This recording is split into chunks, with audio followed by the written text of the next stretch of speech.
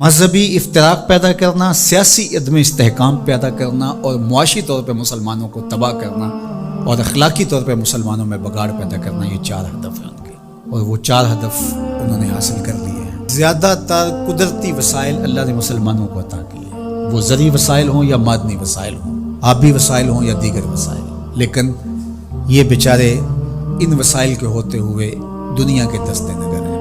دوسرا، اللہ نے ان کو جمعیت اور قوت جو عطا کی ہے، لیکن 73 گروہوں میں بانٹ کر کے ان کو کس طرح سے ایک دوسرے کے ساتھ مخالف کھڑا کر دیا گیا ہے۔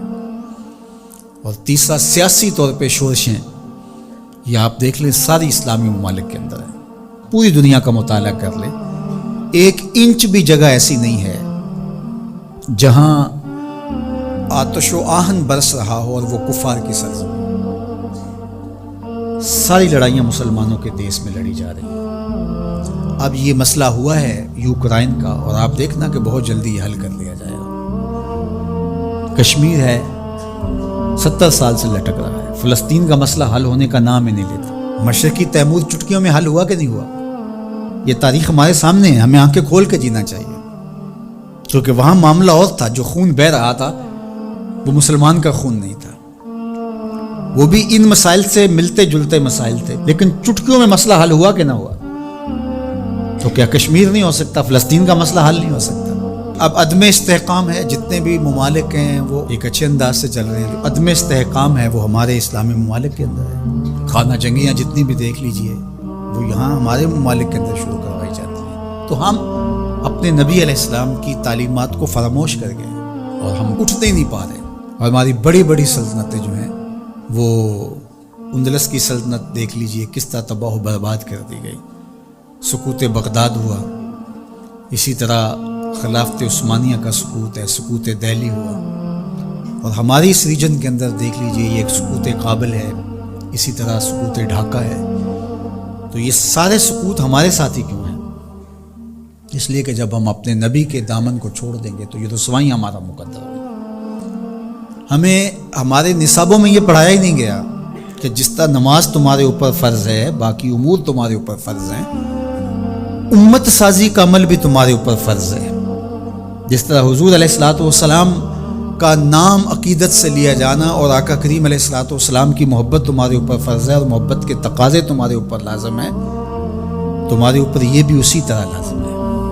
تو اس وقت ہمارے ساتھ جو کچھ ہو رہا ہے اور جس سمت ہم سفر کر رہے ہیں اور جس طرف ہم جا رہے ہیں، تو اس وقت سب سے زیادہ ذمہ داری علماء کی ہے اس بات میں، باقی حکمرانوں کی ہے کہ وہ معاشی بحرانوں میں حکمران قوموں کو مبتلا نہ دے، چونکہ قوم جب معاشی بحران میں مبتلا ہو جاتی ہے تو پھر اس کے نظریے پیچھے چلے جاتے ہیں۔ دور موجود میں کہتے ہیں اس دور کا ایٹم بم معاش ہے، جو قوم معیشت کی تباہی کے دانے پہ آ جاتی ہے اس سے پھر جو مرضی آپ منوا لیں، اور آپ جانتے ہیں مسلم حکومتیں کیا کچھ نہیں مان لیتی ہیں، اور یہ حکمرانوں کی ذمہ داری تھی کہ وہ، لیکن ان کے پیٹ ہی نہیں بھرتے، ملک کو اس بے دردی سے لوٹا نہیں، نوچا ہے انہوں نے، لیکن ابھی تک ان کے پیٹ ہی نہیں بھرے اور نہ مستقبل میں کوئی بھرتے ہوئے دکھائی دیتے۔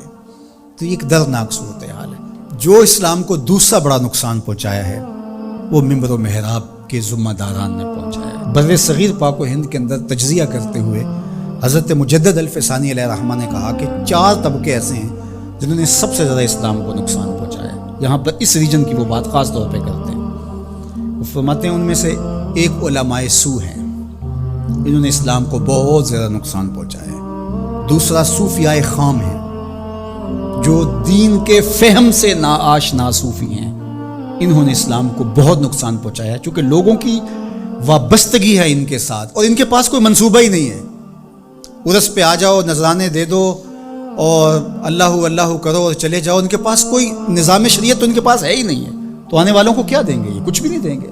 تیسرا بڑا نقصان جو ہے وہ اسلام کو جو پہنچایا وہ سلاطین نے پہنچایا، بادشاہوں نے پہنچایا، اور چوتھا جو ہے وہ انہوں نے کہا کہ اسلام کو جو نقصان پہنچایا وہ 2 نمبر دانشوروں نے پہنچایا، اور 5 نام بھی آپ ذکر کرتے ہیں، وہ فرماتے ہیں جو گستاخان صحابہ ہیں، چونکہ جب صحابہ کی نفی ہوتی ہے تو پورے دین کی نفی ہو جاتی ہے۔ حضور کے تیار کردہ یہی لوگ تھے نا، حضور نے جن پہ محنت کی اور جن کو حضور نے اپنے سینے کا نور منتقل کیا، اور اگر ان کی نفی کر دی جائے تو پھر اس کا مطلب یہ ہے کہ دین کی عمارت گر گئی. پورے نظام کا انکار کرنے کے لیے ان کا انکار. جو امت کے اندر تفریق ہوئی، تشتت ہوا اور بے جا تشدد ہوا، اور امت کے اندر جو فکری ناہمواری پیدا ہوئی، باہمی منافرتیں انتہا کو چھونے لگی، سوچ سمجھ فہم ادراک کی قوتیں سلب کر لی گئیں، یہ سب کچھ منبر و محراب کی وجہ سے ہوا. اور اس میں علماء حق یا علماء ربانی یا علماء راسخین جس کو قرآن نے کہا ہے وہ نہیں شامل، لیکن علماء سو جو ہیں سب سے زیادہ مسلمانوں کو اگر نقصان پہنچایا ہے علماء سو نے پہنچایا. اللہ ہمیں امت واحدہ کے نور سے مالا مال فرما. ایسی امت واحدہ جو تیرے محبوب کی سچی غلامی کا حق ادا کرنا جانتی ہو. ایسی امت واحدہ جو صحابہ کے در کی دہلیز کی نوکر ہو، جن کے رگو ریشہ میں اہل بیت کا پیار محو نفوذ ہو، جو اولیاء امت کے طریق پہ گامزن ہو. اللہ ہمیں سچائیوں کی راہ پہ رکھے. وآخر دعوانا